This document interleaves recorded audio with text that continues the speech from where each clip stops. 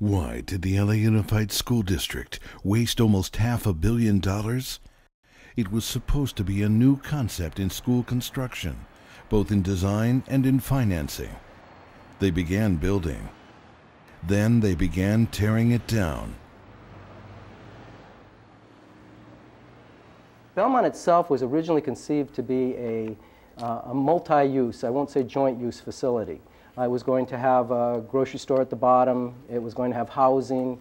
It was going to have quite a number of components that really weren't permitted by law at the time in the state of California. There was to be a mixed-use element. The primary purpose of the site is as a school and has to be as a school under California law.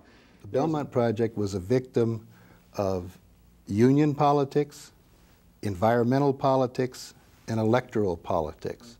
The LA Unified School District put forward legislation which would allow for design build, for the kind of project that which wasn't allowed in state law.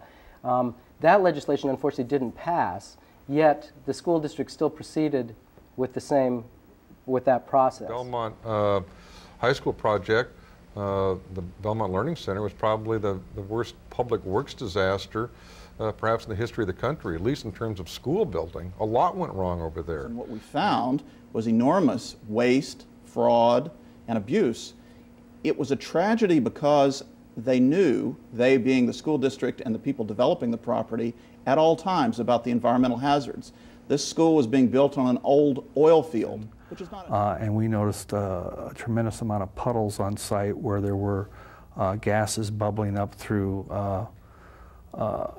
the water ponds, and in some cases you could even smell the odor of I'd call rotten eggs, which is probably from hydrogen sulfide. Is it dangerous? It's very dangerous. It's a poison and it's deadly. The question is, do you take the mitigation steps?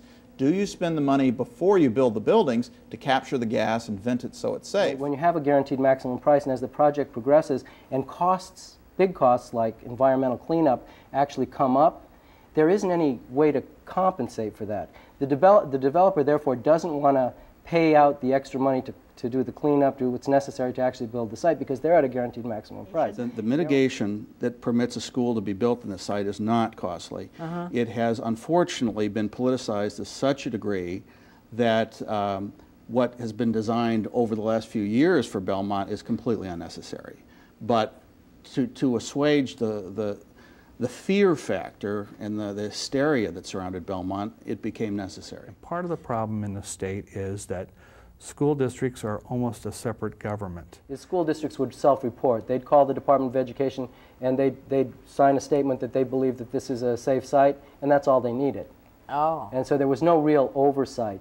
The district itself was responsible for doing the testing and making sure that it was a safe site. In some cases we found that that information was falsified. In other cases it just wasn't done. We had slipshod legal work. We had very poor accounting standards. We had 3 people reviewing bills, and they approved a bill for concrete for a floor when there's dirt there today. Now, how is that possible? Steve Cooley asked me to head the task force. I had 4 lawyers, 10 investigators, 4 law clerks, and 2 secretaries. I spent approximately $1.5 million taxpayers' funds to investigate the $175 million fraud known as the Belmont Learning Complex. And tell us, what happened as a result of spending $1.5 million? What was the outcome of this investigation? Nothing. The only thing that occurred was after I was removed as head of the Belmont Task Force, is that Steve Cooley issued a whitewash report of what really had occurred regarding the investigation pertaining to the $175 million fraud. Some people suggested, oh, this is a terrible project, let's indict somebody. How about, let's see if there's any evidence of a law being broken within the statute of limitations. And some of the people say to indict someone, they don't want to name who, they don't want to say what charge. And if any of your previous guests, the Inspector General or Mr. Patchett, are willing to come out with the names and the charge they would have filed, I'd be very interested. They were both given ample opportunity to do so. Well, it was my understanding that Mr. Patchett, as head of the ad hoc Belmont Task Mr. Force, Patchett, did recommend indictment and he- a grand jury. Well, no, he didn't. He did not. He did not. The grand jury was used to obtain evidence, and he did not come up with any plausible theory of criminal liability that withstood any sort of scrutiny. But the Inspector General and Mr. Patchett did not name names, and they didn't ask for indictments. Do you know that to be a factual statement? Those are simply false statements. I don't know why Mr. Cooley would want to misrepresent the record. If the school is built and it still has the presence of hydrogen sulfide, is that a violation of state law? Yes, it's a violation of state and federal law. We need to overcome the legacy of Belmont. I agree with you. It's not a good story. We're going to turn that campus, which sits there today, 33 acres, into a community-serving park, 12 acres, and a new high school on the remaining 20 or so acres. And that project is approved by the board. It's in design right now. It'll start construction in probably a year, year and a half. And it will be a great campus, a smaller campus than that envisioned by the first concept. It'll have a new name, Vista Hermosa. The days of Belmont are gone. And it'll be a safe, comfortable, excellent place for our kids to go to school in an area of the city that is in desperate need of those seats.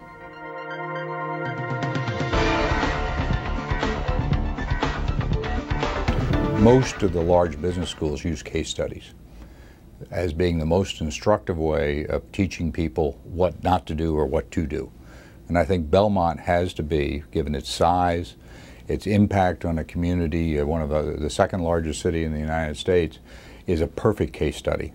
And the richness of the detail that you bring to it is something that the professors at the School of Government at Harvard and the like, I think, would be very interested in using as source material, because you materially advance that process by having that much research behind them. And all these case studies are based on extensive interviews with people, et cetera, which you've already achieved. So I think your work could form a body for somebody like a Harvard or Wharton or others that regularly publish case studies.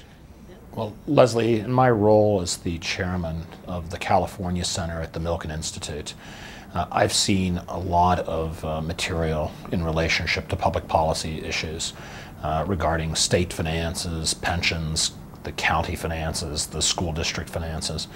I believe that the Belmont Learning Center series that was done by Full Disclosure would be an extremely useful and valuable tool for current practitioners in the area of public policy and students of public policy around the world. The most valuable part of the Full Disclosure series to me is the individual interviews. That you had the ability to go out and contact these people, and you can hear them in their own words express their story. And the series is long enough. It's not the minute-and-a-half capsule that you get fed at prime time. It is an open-ended discussion that is extended over many years and many tapes that gives you just a wealth of information. The Full Disclosure series on the Belmont Learning Center would be one of the most in-depth studies that I've ever seen done, especially in the area of public policy, on a project which ran amok. And the value of that in terms of as a teaching tool and for the awareness of the general populace is unmeasurable. In terms of the opportunity that it presents for people, both to evaluate what's gone on here and to develop policies in the future that can avoid it.